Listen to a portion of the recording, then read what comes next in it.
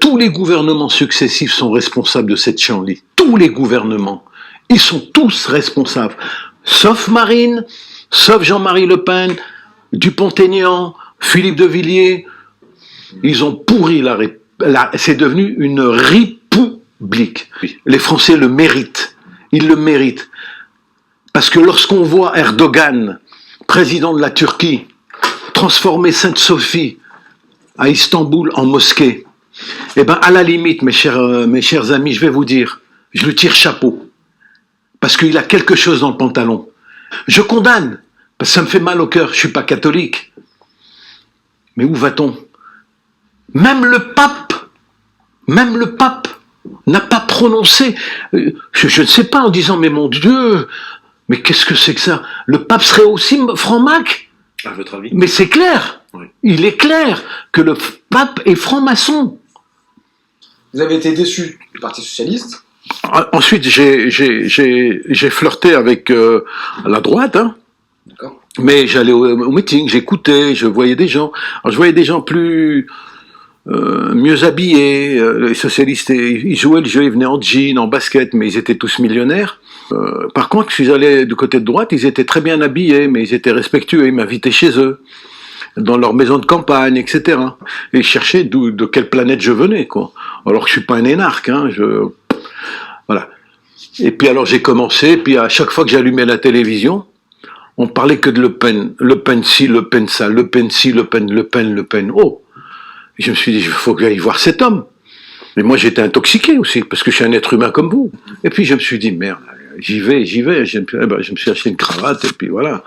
J'y suis allé, on a déjeuné, et ça a duré 3 heures. J'ai commencé à le voir, il me racontait où il est né, comment je suis allé dans sa maison en Bretagne. C'est un grand homme. C'est un grand homme. Il n'a pas tiré une seule balle en Algérie.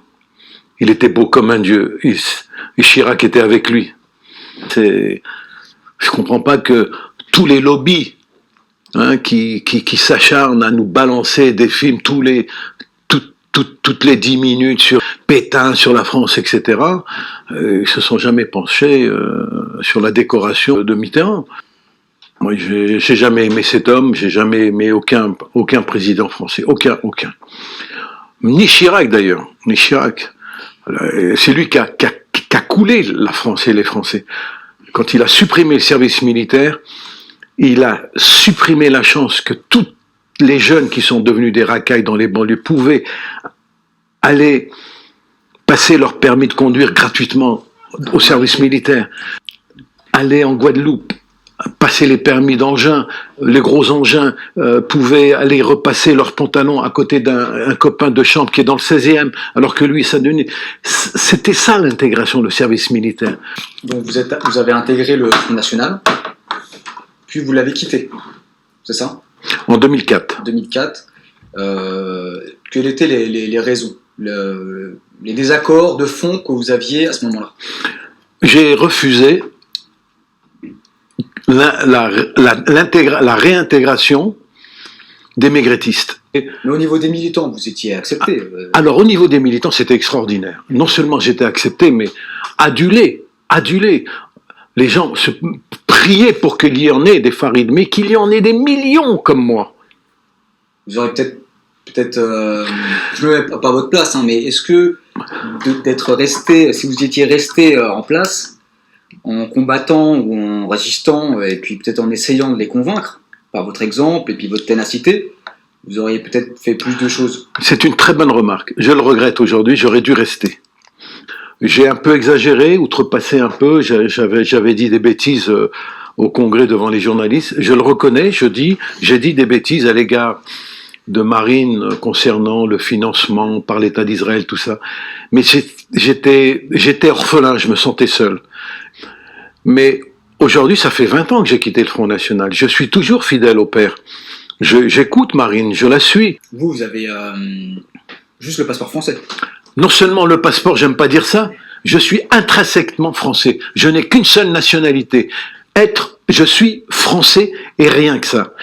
Et d'ailleurs... vous n'êtes pas loin de l'idéologie identitaire, finalement, française. Oui, être identitaire, c'est aimer son pays, oui. Être identitaire et détester celui qui n'est pas... Non. Je peux défendre mon pays qui a eu une quarantaine de rois, je peux défendre le prestige que nous avons eu dans le monde entier, la France, les bâtiments que nous avons, les châteaux, toutes ces belles choses que les touristes viennent voir, parce qu'ils viennent pas visiter l'Assemblée nationale ou bien le Conseil régional. Oui, je suis identitaire, mais identitaire, non, je suis pas raciste. Voilà. Vous avez le droit de venir visiter le château de Versailles, vous avez le droit de venir visiter le château de Sissi l'impératrice à Vienne. Ici, on boit du pinard, on mange du porc, on a une liberté. Les femmes ne sont pas voilées chez nous. On aime bien les femmes, le nombril à l'air. Je m'adresse à tous les binationaux algériens qui détestent la France. Et quand ils vont au bled, ils aiment bien le FLN. Ils sont nationalistes. Et ils sont la France nous a colonisés 132 ans. Et moi je leur dis à tous ces binationaux, il y en a des millions. Vous êtes dans l'erreur. Parce que l'Empire ottoman, les Turcs, vous ont colonisé 300 ans. Mais la France, quand elle a quitté l'Algérie, elle a laissé des hôpitaux, des écoles, elle a laissé des lycées, elle a laissé des institutions, des routes, des plages magnifiques. Vous avez vu l'état de vos bleds aujourd'hui? Il n'y a plus de sable dans les mers. Les Algériens le volent pour construire leur maison. Il n'y a plus rien. Vous ne mangez même pas de la viande tellement elle est chère. Et le FLN qui a tous ses enfants dans les plus grandes écoles, le FLN qui a acheté toutes les plus beaux appartements de Paris, les hôtels. Alors arrêtez de vous prémunir de cette binationalité. Mon dernier livre sur la fracture nationale, d'ailleurs j'ai employé le terme fracture nationale bien avant le discours du Premier ministre à l'Assemblée nationale. Il y a une fracture nationale, mais j'en parle depuis 30 ans, sur les dangers de la binationalité. On ne peut pas avoir 2 nationalités, on ne peut pas avoir 3 nationalités. Ça suffit avec cette binationalité. Je m'adresse à tous ces binationaux. On ne peut servir qu'une seule patrie. Ou vous êtes français, ou vous êtes algérien. Ou vous êtes français, ou vous êtes israélien. Ou vous êtes français, mais vous n'êtes pas autre chose. On ne peut pas servir 2 nations à la fois.